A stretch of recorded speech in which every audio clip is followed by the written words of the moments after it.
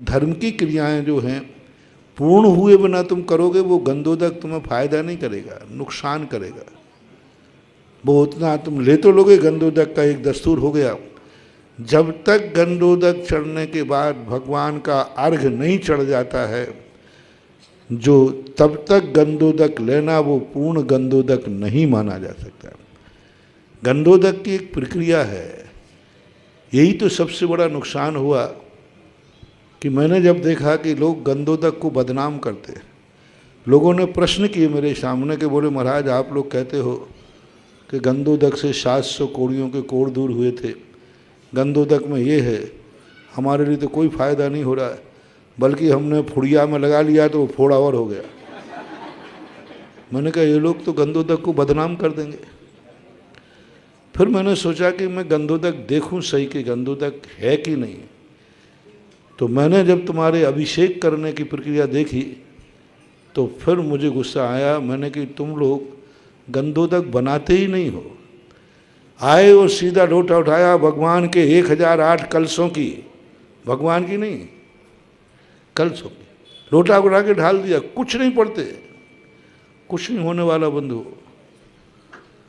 जब फिर मैंने सोचा कि नहीं ये गंधोदक को बदनाम करेंगे, फिर मैंने जब से गंधोदक के अभिषेक की विधि बताई।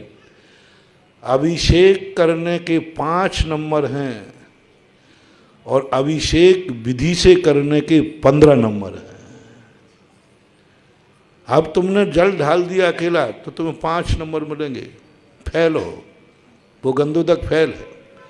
और विधि पूर्वक यदि गंधोदक किया और गंधोदक नहीं भी ले पाए तो भी तुम्हें 15 नंबर मिलेंगे बिना गंधोदक लिए।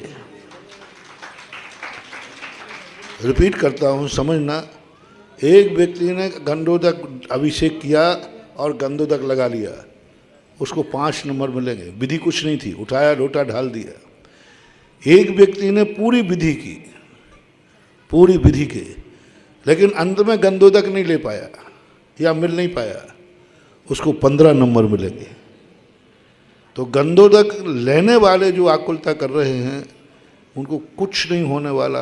पूरा गंधोदक की विधि पूरी होने के बाद जब अंत में जो अर्घ चढ़ाया जाता है भगवान के उपकार का, सबसे ज़्यादा शक्ति कब आती है गंधोदक में?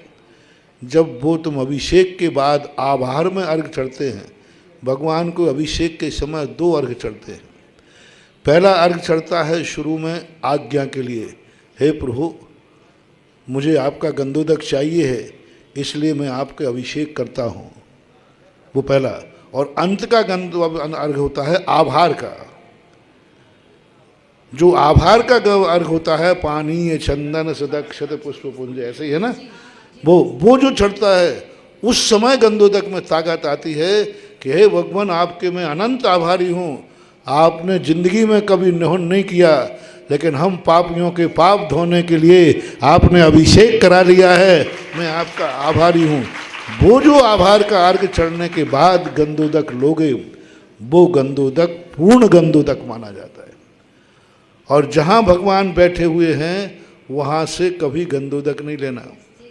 भगवान उठ जाने के बाद अथवा वहाँ से गंधोदक जो बाहर निकल के आया है वह गंधोदक लेना चाहिए। पूर्ण गंधोदक वही है, अन्यथा अधूरे में गंधोदक लेते हो गलत है।